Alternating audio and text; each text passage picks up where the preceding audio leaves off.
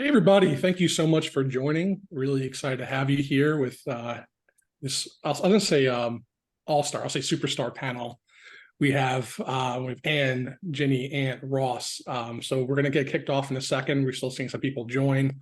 We'll let people trickle in over the next few minutes or so, let's say, then we'll jump in. I'm gonna use a tip I actually stole from Ross in a previous webinar. Why don't you guys pop in where you're dialing in from in the chat? It's always fun to see that. We can talk about how cold it is in everyone's location. We were just doing that. We kicked it off. Ginny, I think you were winning, right, in Chicago. I think you had the coldest weather of all of us. Yeah, it's pretty cold here. Supposed to get up to 40 today, though, so we'll see.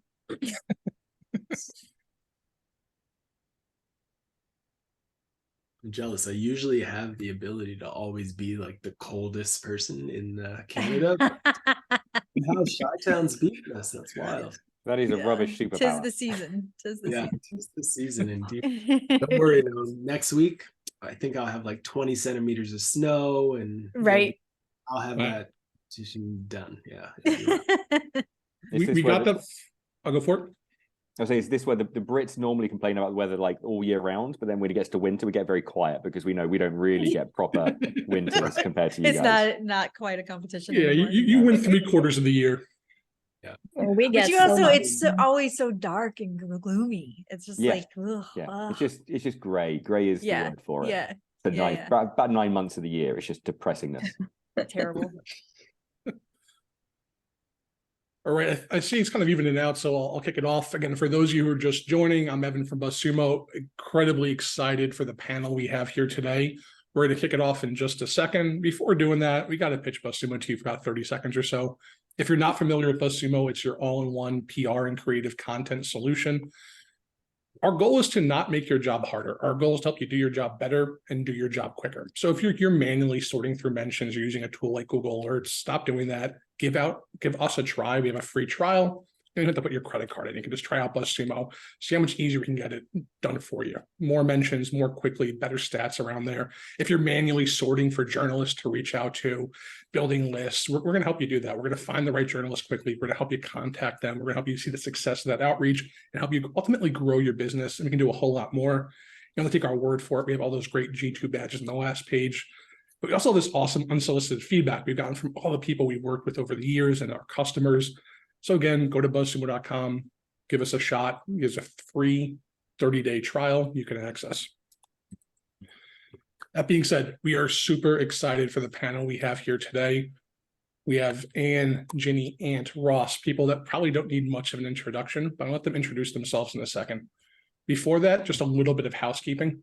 We get this question a lot. Are you going to record this webinar? Yes, absolutely recording it. And we will send it out to you in just a couple of days.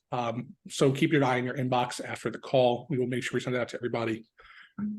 Now, to kick this off, I'll give everyone a chance to introduce themselves, make it fun. We'll ask a question too. So for everybody, if you don't mind doing a quick introduction, for those of you who may not be familiar with you, and tell us one thing that surprised you in 2023, one change, one trend, one innovation that kind of had you on the edge of your seat.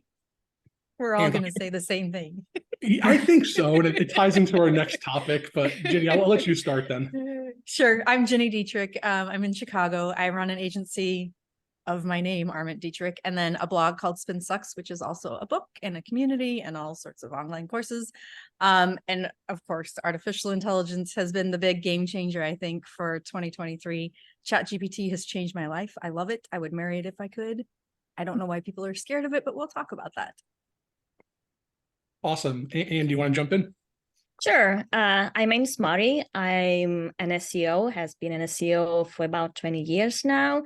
I came from Ukraine to the United States 10 years ago, maybe 11 years ago. Now I'm in New York, upstate New York, not Manhattan, New York. What I'm surprised is search generative experience. I'm an SEO, so that's my big thing this year. It has been changing the way we are thinking about searching behavior, searching patterns, how we are going to monitor that, how we are going to be highlighted in that. So all of that is what my biggest concern this year. And surprise. My name is Ross Simmonds. I'm a digital marketing strategist and entrepreneur. I run a content marketing firm called Foundation. We work with B2B SaaS brands on their content marketing strategies and engines. I'm also a big time student and fan of both Anne and Gini. So I'm super excited to be joined by two legends in the industry. Super excited to be here. And the AI stuff is mind-blowing. My particular fave is Midjourney. I'm a big visual person, and I love what Midjourney has made possible for creativity in this wonderful world of AI. I'll start by saying Slava Ukraina. Thank you. And my wife is Ukrainian. So it's one of the first things she made me learn in Ukrainian. Anne Cousins, Executive Director for AI Strategy at Cision. I was the CEO at Fact Matter, which was an AI startup, which we got acquired by Cision a year ago and a week or so. So about a week before the release of the initial kind of ChatGPT 3.5, which set the world on fire. That's me. I started off in tech 20 odd years ago, and then switched into public relations in 2006, 2007. Spent some time with the armed forces in Iraq and Afghanistan doing on-the-ground media advice for those guys, and then switched into kind of population level communications in the Middle East and on the streets in the UK, kind of countering terrorism and Al-Qaeda single narrative, and then got into AI startups. So the most random, trying to talk to a recruiter is difficult. But I've been in AI startups since 2013. And I'd say that the thing that set me on fire this year was not so much specifically AI, which kind of happened in November of last year, but the OpenAI Dev Day, like 3 weeks or so ago now. The announcements there specifically around GPTs and the GPT marketplace. That's the thing that really kind of got me excited, which is the ability for everyone now to kind of program and effectively an AI agent to do whatever you want it to do, and not even have to program it, right? To talk to it or just kind of prompt it. So that's the thing that really excited me. I was in a cafe in Austin watching it live, and I was like this. And I think because I was in America, people were like, "Are you okay, sir? Sir, are you okay?" if you do it in the UK, no one cares. But in America, like, "Are you okay?" And I was like, "No, I just saw like 1,000 startups die." So anyway, that's the thing that excites me this year. Awesome. And it's great to hear your American accent. I think you pulled it off. I just realized, you did, yeah. Okay, good. All right. Well, I think AI kind of dominated a lot of that conversation about what happened in 2023. So we'll definitely start there. Ross, I'm gonna kick this first question to you. And again, everyone on the panel, feel free to jump in as well. So Ross, how do you see the further development of AI changing how content strategies are developed over the next year? And what type of capabilities do you think it's going to unlock for marketers? Yeah, I think when it comes to strategy, one of the things that a lot of organizations are making actually a mistake with today is relying on ChatGPT for strategic guidance around their scenario and how they should approach marketing at large. And the reason why I say it's a mistake is because when you go into these tools immediately, there's not a lot of data that it has around your individual instance. They don't understand how many resources you have. They don't understand the skill set of your team. They don't understand your budget. They don't understand your competitors to the level in which they're able to say, yes, right now we need to do X, Y, and Z. They don't know your product roadmap. It doesn't have that context. So when I talk to brands about leveraging ChatGPT, I always talk about using it as kind of like your Iron Man suit, or if you're into Marvel, maybe it's your Black Panther suit, whatever it is, Wakanda Forever. Like, you find your way of thinking about it, but it is an augmentation tool to help you as a strategist, to help you as a marketer go further and much more efficiently and effectively, not replace the strategy at large. So the way that I think about it is, if I already have deep understanding of my ICP, if I have deep understanding of the SERP, if I have deep understanding of my competitors, of my landscape at large, my product roadmap, I can probably input some of that information into ChatGPT and get ideas that I then need to validate with my team and with my own understanding of the space. I shouldn't rely on, hey, ChatGPT, I run a SaaS company, please give me a strategy on how I should grow in 2024. That's a recipe for disaster. Although I would love to see somebody run that case study and let me know how it goes. But that's the reality of the strategy side to me. I think it is a great augmentation tool for strategic thinking. It is not a replacement yet for strategic thinking. Ross, I have a follow-up to that, and open up to anybody too. Do you, people talk about OpenAI is coming for everyone's jobs, or ChatGPT is coming for everyone's jobs, or AI in general. I think the way you broke it down is an augmentation. It sounds like, a lot of what you're saying is, there's a bigger, almost higher bar to entry for really, maybe that's the right way to phrase it, but for really skilled people will continue to succeed. People that don't invest the time in really learning the space, really knowing what they're doing, really understanding their strategy and their customers, they're the ones that are going to be more replaceable, more at risk of the work they're doing being replaced by AI. Yeah, I 100% agree. I think I think there is a real risk that it does take probably a lot of our jobs, but in the short term, I think it's actually more so either an augmentation tool for the non-routine tasks that we tackle. So non-routine tasks that require creativity, require some human perspective. I think that is going to be for a very long time difficult for AI to replicate. But a lot of the routine things that we do, sending an email, optimizing a blog post, optimizing a URL, going through and writing meta descriptions for things, those are simple tasks that I believe AI will be able to replicate and replace. But I'd love to get Anne and Ginny, your perspective on that as well. Well, I totally agree. And I've been amazed by how fast it has been developing. So Right. I will not make any predictions at this point. I shy away from that. But yeah, I think what it does is saves me lots of time, but it doesn't replace the expertise that I have. So that's the perfect match for using it. I do, yesterday, I was using some custom GPT to create a logo, and I was asking it, then I asked for revisions, they asked to change the colors, and that would have taken me a week of back and forth with a designer last year. So it does replace some of those roles. It does at this point, and I'm not speaking about the future. Because it could change tomorrow. Exactly. It has been so fast this year, so I cannot even imagine what's going to happen next year. But it has also been very limited in many ways throughout all its development.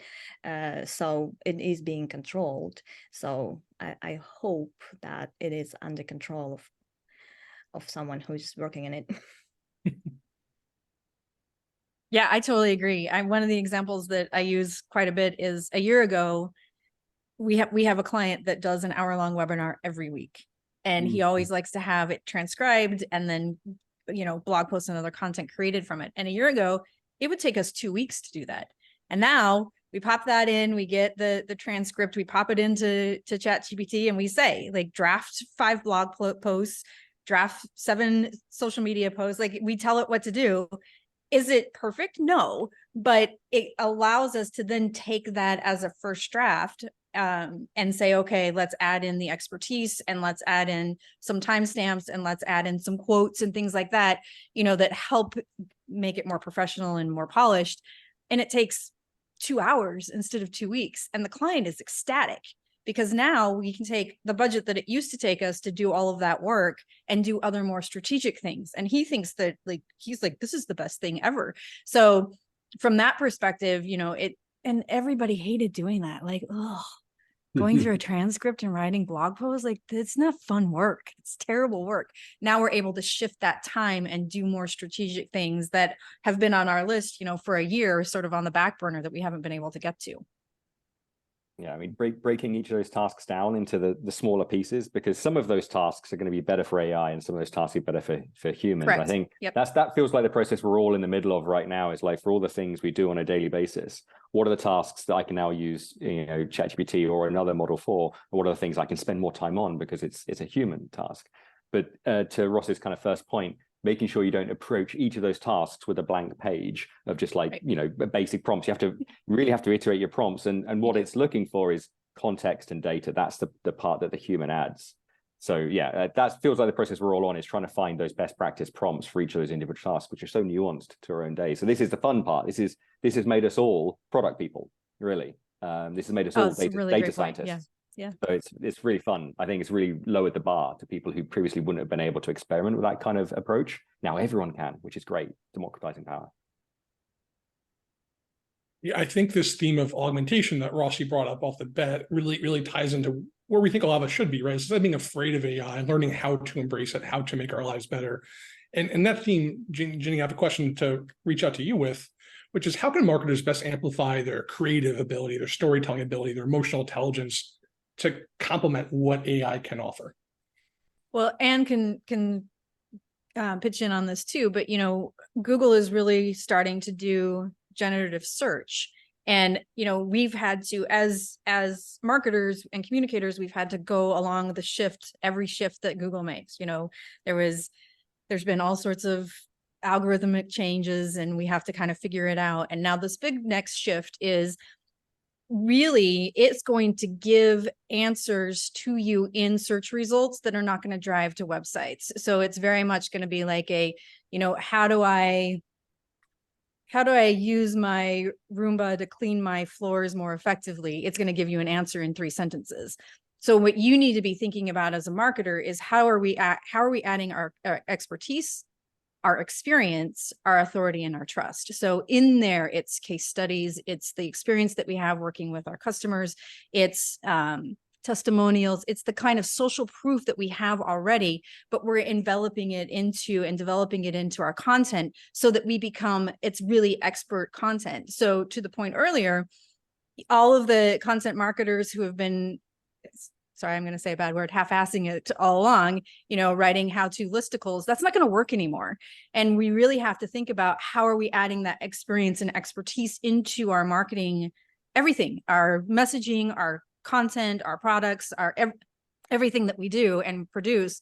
Where is the expertise and experience that makes it unique to our organization? And that's where the AI is not going to be able to replace us yet.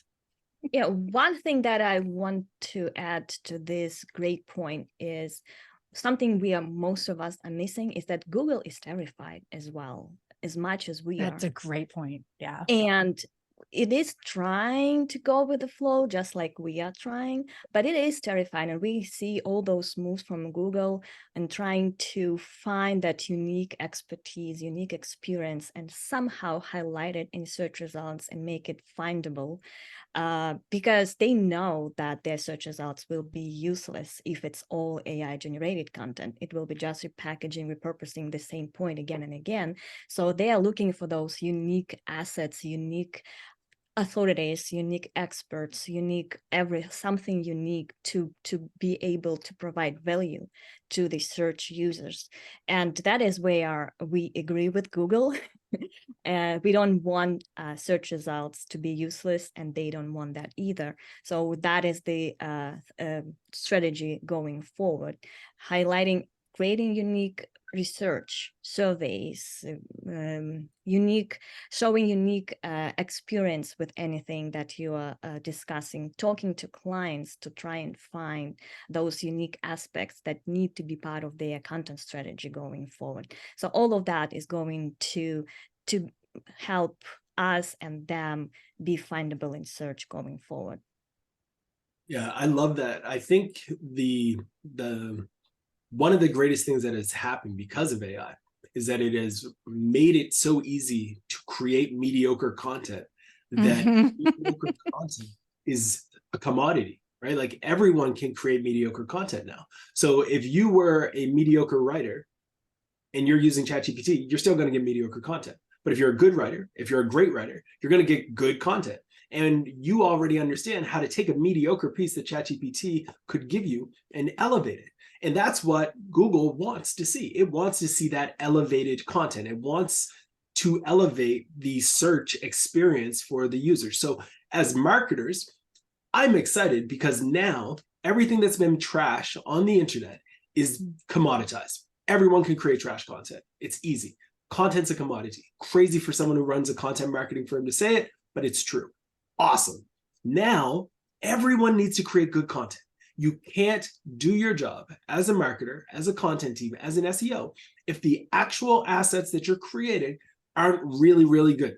If you're not thinking about all of the things that Anne just mentioned around research. If you're not thinking about how we can incorporate multimedia assets into our pieces, because Google happens to own this site called YouTube, so maybe they're in cahoots a bit, and you should probably embed some YouTube videos in it. Like, we now have to actually create good content. And in many ways, that whole idea of content marketing, which has been completely focused just on content, is now going back to fundamentals where marketing matters, where we actually have to think like marketers. It's not enough to just write content. We now have to market the content. We have to ensure that the content is better than anything else in the SERP. So it's a race not to the bottom, it is a race to the top. Who can create the best content in your niche on this topic, with images, with graphics, with storytelling, with video, with research, with studies, all of these different things. If you can do that, you win. And that's great. You deserve to win because you added value to the internet. And if you add value to the internet should give you value back. So to me, it's an exciting time. We at Foundation have been believing deeply in this idea of like elevating the assets versus just creating a piece of content with AI and calling it quits. Like, it still takes a lot of time to create good content. You just have to make sure that that bar for content excellence is high. I have a free checklist that you can steal. It's not even an email gate. It's just a Google Doc and it's open. If you go to b2bgrowth.com/AI, you can get it for free. It's like a checklist on how we elevate content all the time. And there's no gate associated with it or anything like that. I'd add a point there, but it might be a whole new topic, which is it's not just Google that's worried about this trend towards conversational search or generational search, right? It's the publishers themselves. Because if you can ask a question of ChatGPT or another model and get an answer back because it's gone and read all those pages and just giving you the answer rather than making you click through each of those links, that fundamentally changes the monetization of that content by those publishers.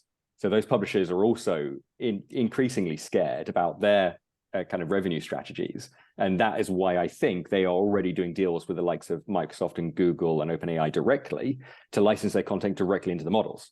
So I think this is going to be a strategic shift. It's not going to happen overnight, but I think over the course of the next year or two, maybe a quicker shift to that will happen once we get the large language models integrated into our assistants. So Alexa and Siri and these kind of places, you won't be getting directed to links for places, you'll just get the answer.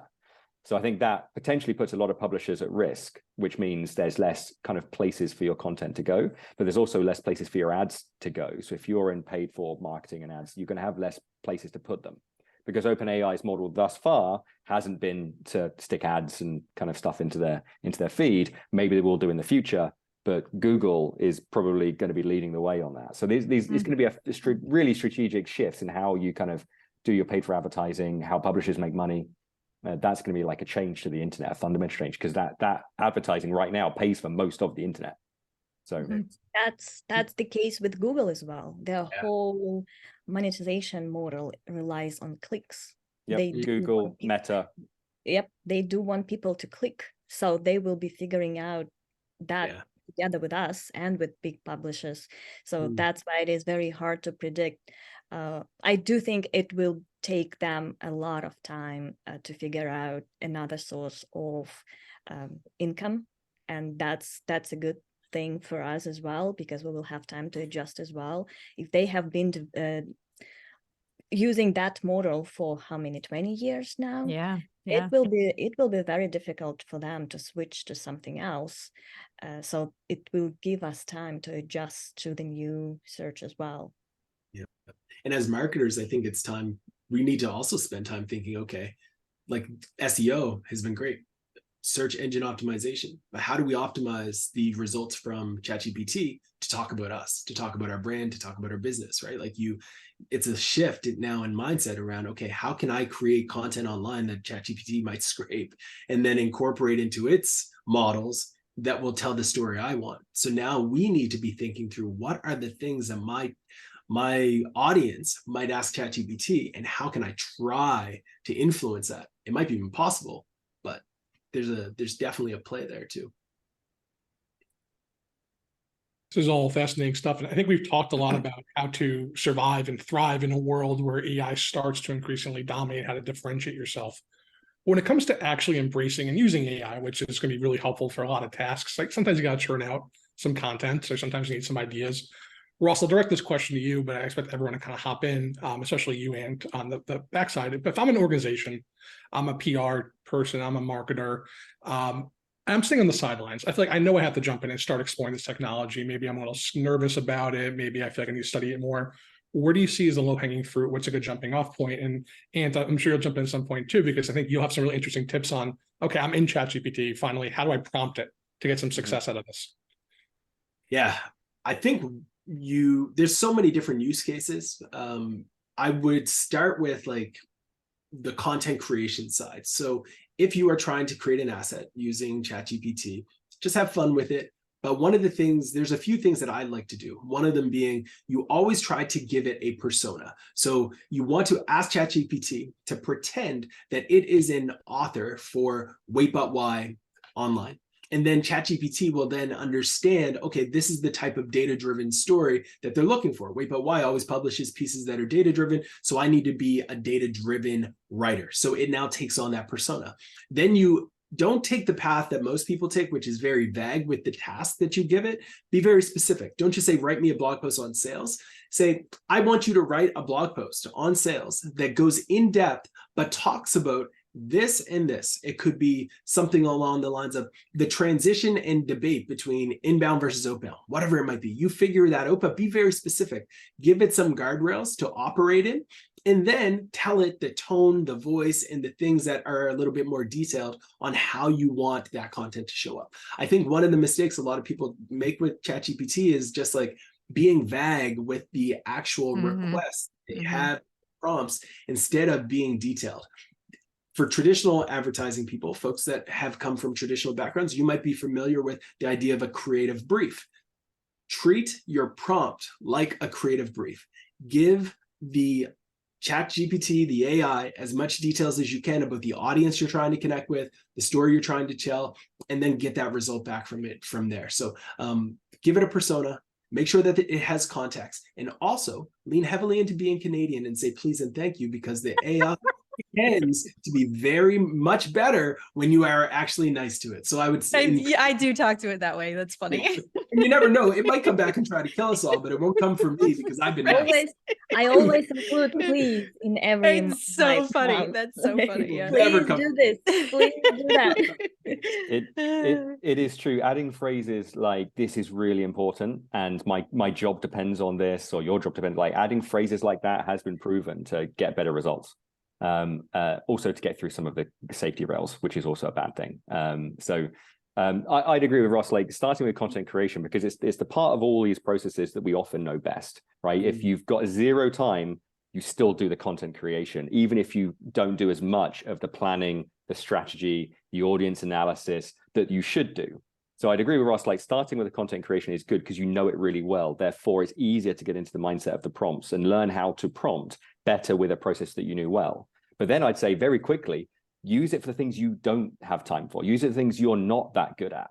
Once you know how to prompt, like my actual advice would be the objective side of things, like figuring out exactly what you're trying to achieve, how long you think it should take to achieve, how much money you spend, the timelines, like your KPIs, your risks, like asking it to do that stuff, which, let's face it, we all should, of course, do before we get started. But sometimes we just get started, then figure out what the objectives are later, right?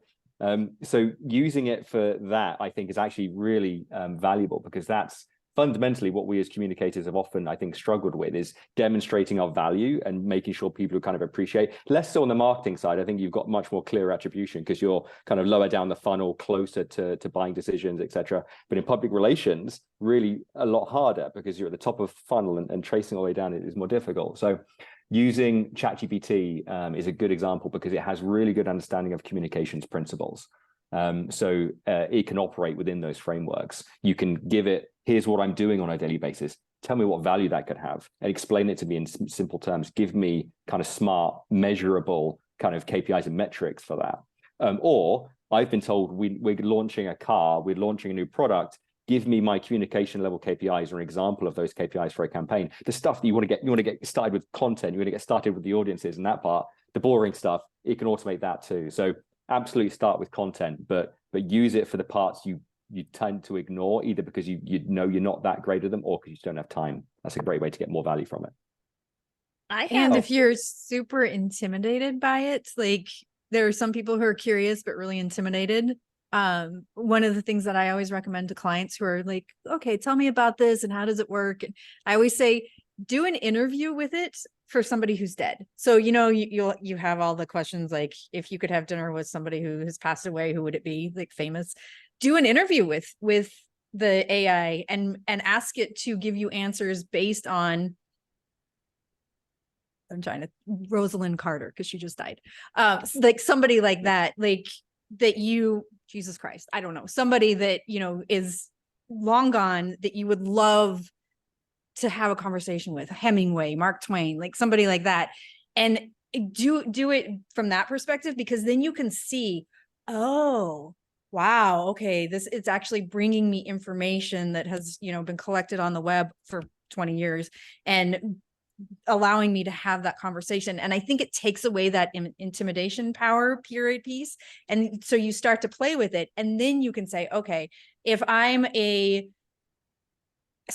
an owner of a SaaS company and I'm looking for a marketing communications team, what are some questions I should ask? And you can do it that way. Like you can start to build it based on where you're curious first. I have turkey, cranberry sauce, potatoes, stuffing, and black olives in my fridge. What should I make from it? Like it can give you a recipe. So take away the intimidation factor and then move into these recommendations that Ross and Antrim are making, because that's where you want to get. But if you're super intimidated, just have fun with it at first. Unless you're superstitious, Mr. in which case Rogers. telling it you can bring Right. answers back from beyond the grave may not be the Right. Yeah, knock on wood.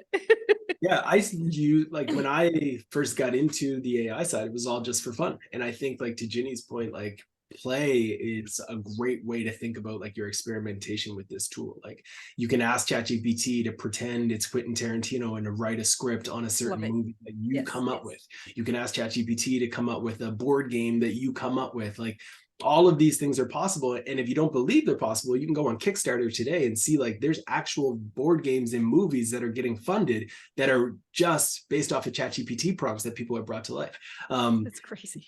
Mr. Rogers always said like play gives us the chance to like practice what we're learning. And I think this is a great way to use play to practice what you should learn to be able to apply it to your own business. And then as a result, have capitalism like drive results from it. Like that's the ultimate outcome, but you can have fun while doing it, which is cool. You can interview Mr. Rogers. Oh, that would be so good. I'm literally going to do it. going to do that. Yeah, I know what I'm doing the rest of the day today. I have like 10 ideas Nobody's now. working today. Yeah, I have some interviews, make a couple board games, write a couple scripts. So many questions.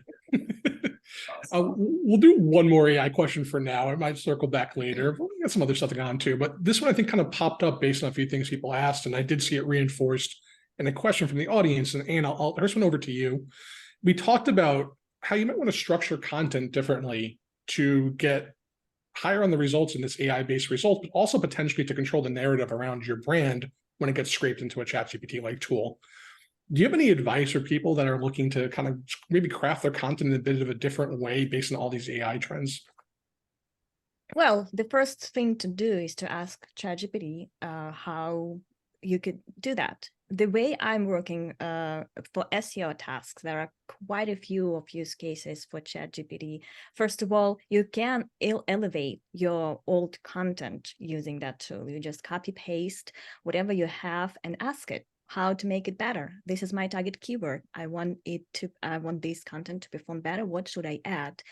Ask it to do takeaways from that content, and that's food for Google answers as well. Ask it to create a better conclusion, a better introduction. Ask it what the article is missing. Copy paste your competitors, your content, and ask it why it is better. Why do you think it fits that query better? Or even ask it, now it can search. So ask it to search for any search query and ask questions like, who do you think is searching for this query? Create me personas so that I align my content better. Find why this page is performing better and what the search intent is. All of those questions you can ask and directly use then in your SEO strategy and to get any bad ideas? Do I need more bullet point lists? Do I need more headings? Break this article of mine into more sections, or suggest more sections, or compare my article to something to someone other's page and ask, what is mine missing? What should I add in terms of entities, which entities I'm not including and I should, which would make it more valuable and more helpful piece, or just ask it why it's more helpful. I know there is a custom GPT by Elada that does that research for you. You just copy paste your content and it would tell you how to make it more helpful for Google to rank it better, because Google, as we know, is searching for helpful content these days.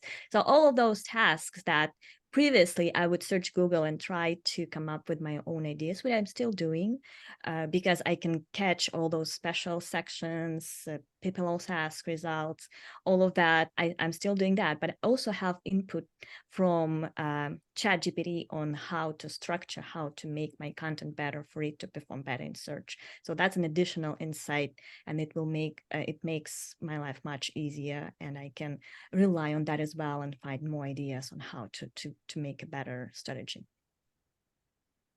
Awesome. Change the topic a little bit, Ginny. I do have a question for you. There's a lot going on in the world these days, needless to say. And brands always tend to feel a lot of pressure to comment on items. And I feel like I see them get in trouble for commenting. I see them get in trouble for not commenting. You know, you see both ways. So under what circumstances do you think brands should make those statements on social issues? And when should they stay silent? How do you look at making that decision? I think it has to be values aligned, right? So if like a really good example, which is kind of corny, but we all experienced it when the world shut down in March of 2020, how many emails did you get from like the toilet paper company that said, out of an abundance of caution, we're closing our business? And you're just like, I don't care about that. Like, can I get toilet paper? Great. I don't care if you're shutting down. So it has to be values aligned. And so what we've learned over the last 3 years is it's been a really hard transition for a lot of CEOs, and a lot of CEOs, because they're typically baby boomers, older generations, Gen X, they have been taught their entire careers that they're not to talk about their values and they're not to stand up for their values because it's going to alienate someone. And the idea was that you were going to bring in all your customers and it didn't matter if your values were aligned because they were customers. Well, fast forward to today, and that has completely shifted. And the younger generations expect to know what your values are because they're not going to work with you. They're not going to buy from you. And I have found even my own buying habits have changed. Like if it doesn't align with my values on climate change and saving the world and, you know, social justice issues, I'm not going to buy from you because I can go buy from your competitor where my values do align. So that's where it has to happen, is if your values are aligned. So if you're, for instance, let me think of a really good example. The George Floyd murder is a good example. Like, if your organization stands for social justice and that's part of what you're communicating externally and internally, then yes, you should make a statement. But you know, if your organization, let's say it's a nonprofit that focuses on making change for people of color, then yes, you should make a statement. But if you're a marketing agency that does e-commerce work with clients, probably not. You might want to make a statement internally, but not necessarily externally. So it's really about the values alignment on where you stand and what happens externally should you make those statements. So you have to make sure that it's not out of left field. So a really good example from our own perspective is we have a client who is Jewish, the leader is Jewish, and he wanted to make a huge external statement about the war. And we worked with him on it because it was clunky and it wasn't right. And he was super emotional about it, understandably so. But it wasn't aligned with their values externally, completely aligned with the values internally. And we helped him message that internally to ensure that he was not stepping on his own foot.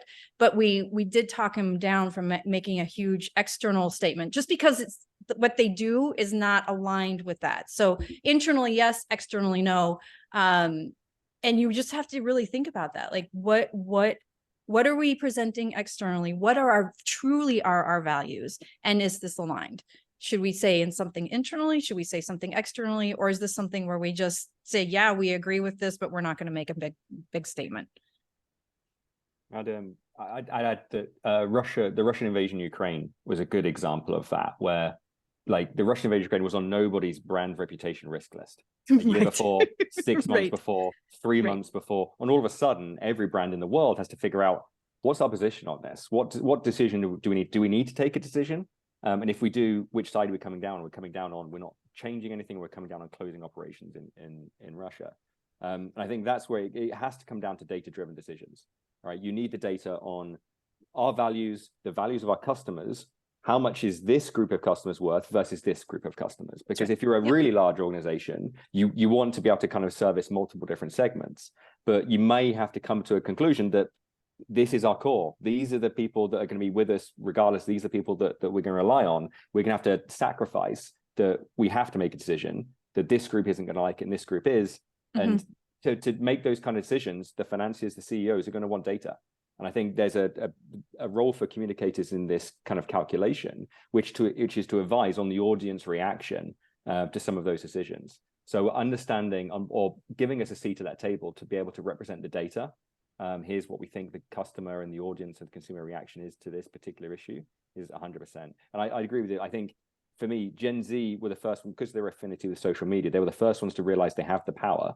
And I saw this while it was in the Middle East in 2010, right, for the social media revolutions, the Arab Spring. And in Egypt, a country got themselves a new government in a non-democratic country because of the use of social media.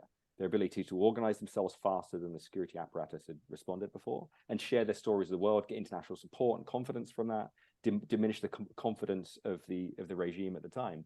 Amazing. Look what we did with social media.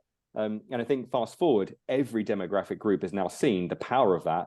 Every demographic group is now canceling or at least stating their values, right? Trying to get people to kind of believe them. So data-driven decisions and making sure you understand your audiences is where it comes down to for me, I think. Yeah, it's really fascinating, and it's become a more and more pressing issue, right? Every year it feels like we see more and more of these instances pop up where responses are expected. I think that was just great advice, is you have to understand your situation, your customers. And I think what it drives on a lot is you have to have those values ingrained in the company. Right. That's exactly right. For you guys, do you see that as something that, and some people are missing, right? Like a lot of corporations will have like internal values. It doesn't have to be a big corporation, right? Even a small entrepreneur can have values for how they communicate externally, how they communicate internally. I feel like those externals are very flimsy sometimes, right? Like the internal, like we'll talk about like our internal values of big companies, but how that communicates externally can flip flop. Do you see there needing to be more communication around like these are our values up front and being consistent with that? Yes. Love the simple answer. I mean, yeah, and you're right. Like, I think what this has forced, the last 3 years has forced business leaders to do is really think about that. What are our values? What do we stand for? What do we support? What don't we support? What do we believe in? You know, and to Ant's point, like, what does the data show us that that our customers believe, and how do we help them in not just in business to business, but also in business to community, business to society, business to culture? How do we do those things? And so I would say, I mean, I'm just going to make up a number, but 90%, the mass majority of organizations do not have that nailed down, and they need to. That's where they need, because that's what's going to drive their decisions. And never has the job of the communicator been more important than right now. Just one point to add to this, because I've been through war in Ukraine for 2 years now. It's crazy. And I've seen a lot of businesses react to that in different ways. And one word of caution: do not try to use your statement of value as marketing method. So don't try to use that buzz to kind of get noticed. That's the least what you should do. You can state your values. You can make it public, but do not try to jump into that viral marketing Yes. machine using that statement. That's something you should avoid doing, because that will blow up. And it happens all the time. Like I see brands make Yes. this mistake every time there's like a Martin Luther King Day. They put up a quote of Martin Luther King and then they put their logo beside it, or they change his clothes into their hoodie. And you're just like, what are you doing? Like, Yes. you can't do that. It does not make sense, folks. Like, that is not what this is about. It's not about your brand. So don't make it about a transaction. I think there's a lot of self-reflection that just needs to happen within organizations across the globe, right? Like, there's a lot of polarizing topics, there's a lot of extreme perspectives, there's a lot of extreme opinions. And I think at the end of the day, it all comes down to thinking deeply as an organization, especially at the leadership level. What do you want to be the perception of your brand externally, but also what do you want the culture to be internally?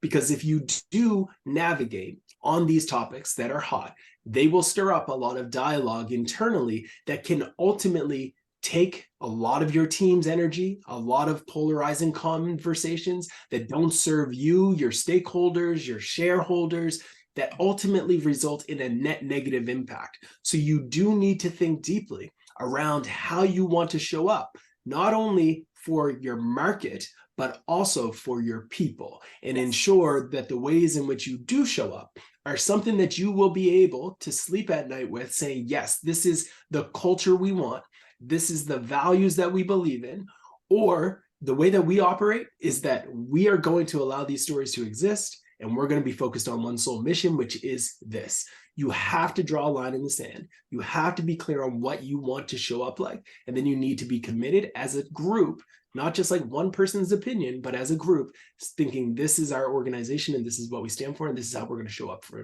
in the world. Absolutely. Yeah, couldn't agree more. And Ross, I have a question for you to change the topic a little bit. It's a tough economy right now. We're all aware that maybe there's a little bit of light at the end of the tunnel peering in. But when this happens, and we all know what happens, and we all see it happen cyclically, marketing, communications, PR, they get hit first when there's layoffs, when there's budget cuts. You're a marketer, you're in a PR team. How are you looking to communicate the ROI of the work you do? Because it's so important, right? And we have to have strategies for discussing that and putting it up to make sure we keep getting that investment. Yeah, so I think it all comes down to understanding that everyone's under pressure. Like, marketing likes to think that we have the smallest budget. No, finance teams have the smallest budget. They have to operate frugally. So they have no budget. They have no money. They don't even get cut because they have so little resources. So like, for us, yes, we can show we have the possibility of generating an ROI on the investment. So that's what I typically go to these conversations with. It's like, all right, if we can show that we are ranking for these keywords, it's going to increase traffic by X. But that's not where the conversation ends. But it does for so many SEOs, right? Like, the conversation tends to end with, we're going to get you traffic. We're going to get you backlinks. Oh, DA40. These things don't matter to the C-suite. You can't pay bills with a DA40 or a DA20. Like, none of these things. How many outreaches you did, that does not pay my bills. What pays the bills is whether or not the traffic that went to that site actually got into my funnel, actually became a lead, and actually converted and swiped their credit card, or they signed off on a PO. So we as marketers need to be having those levels of dialogues if we want to retain it. Or if you're talking about brand, let's talk about how this is going to increase the valuation of an organization. Let's talk about how this is going to be a value add for you to be able to lower your cost per click on paid efforts. Let's have these types of dialogues. We oftentimes have relied on vanity metrics in our reporting, but now more than ever, marketers need to lean heavily in getting close to the dollar, getting close to valuations, understanding finance, and being able to speak in terms that talk about the actual impact on the business. And if you do that, you can win. You can win. Make your cases going into 2024 rooted in philosophies that would be more closely aligned to investing. If we invest in this initiative, then we believe that the ROI is going to be this. And don't tell me it's a lot of followers. Tell me it's going to be followers who, if we convert a percentage of, are going to translate into X number of dollars. Like, that's the conversation that we should be having. And if you don't understand how to do that, make friends with somebody on the finance team and Right. have them teach you. Yeah, and because ask ChatGPT for help too. yeah, because that's right. Like, we can absolutely show that return on investment, but you have to understand how the business makes money to be able to demonstrate the work that you're doing is helping that. And every good leader wants you to be that investigative person Yes. internally Yes. that wants to know, how will I impact the business, right? Like career advice. The closer you can get to understanding the dollar, the closer you will get to never being removed from the company. That's like, right. Want You're to be able to articulate that value. Yeah, there is a huge roadblock to showing the value of SEO that is always with every client. There is always that conversation. And the SEO used to be like an island. No one really knew what they were doing. No one cared. And there is usually one person who has a conversation with them on a regular basis from the company. And when that person is let go, no one knows who they were, who the company, the third-party agency was. So that is from the very beginning, and that's the task for businesses as well who are hiring SEO experts and professionals and agencies, is to integrate them better into the processes, to let them have meetings with more than just one person who is the only SEO inside that agency, and no one talks to him as well.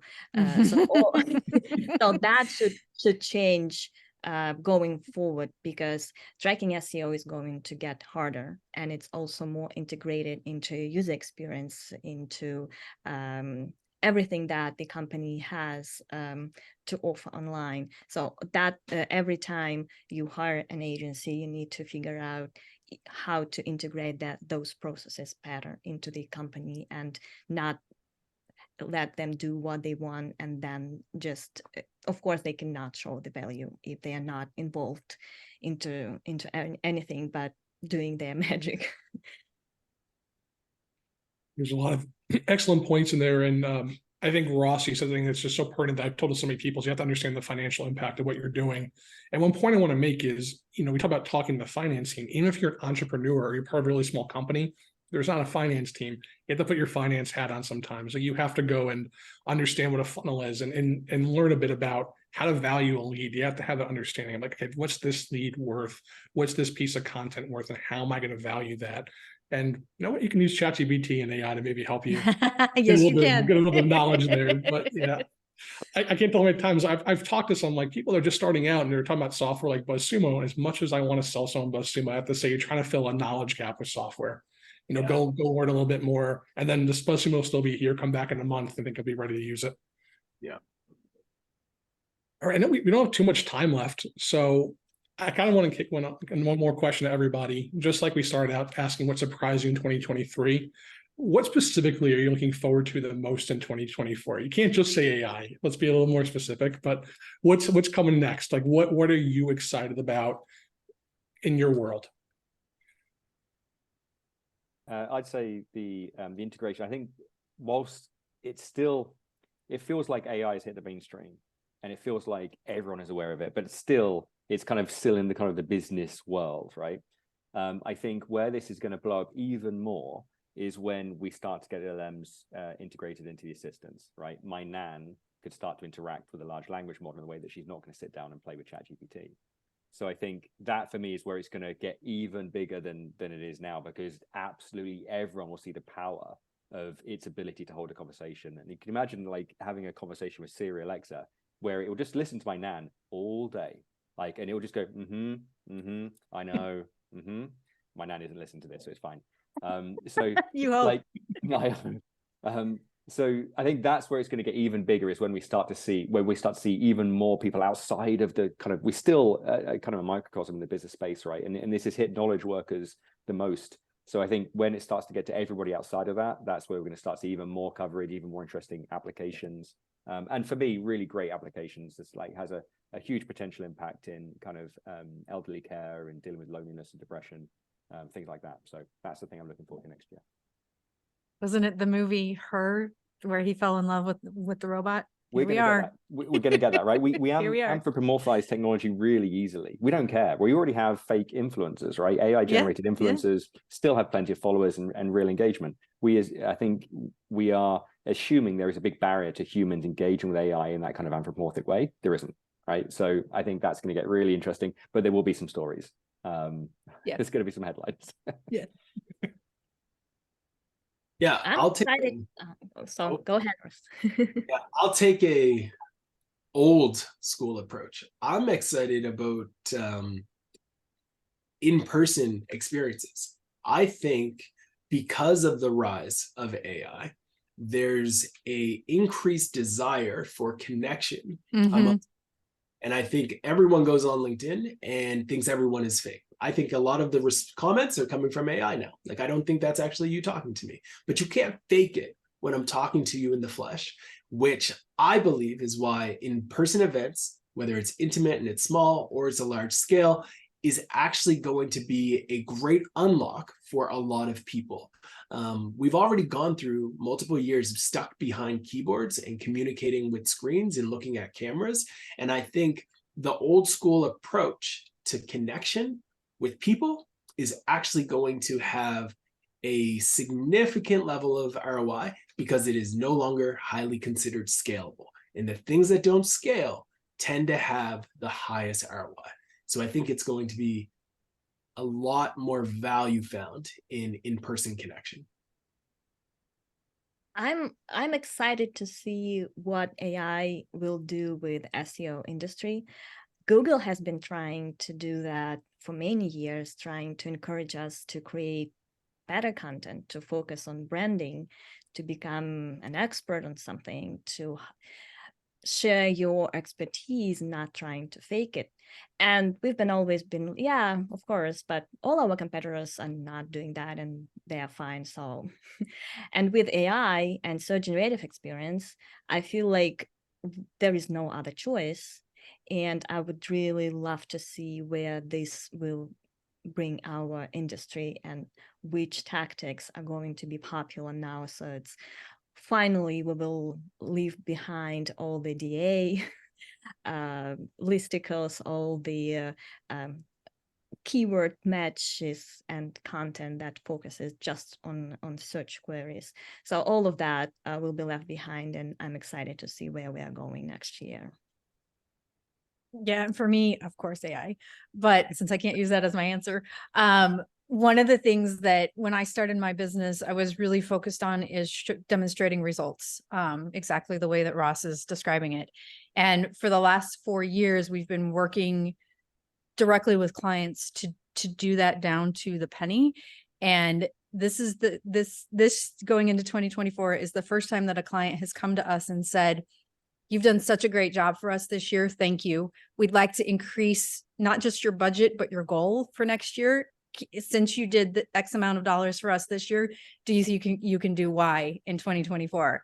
And I'm so excited about that because they not only trust that we can do someone's other not only trust that we can do the work, but that they are including us as part of the team to plan for and start to achieve their goals for next year.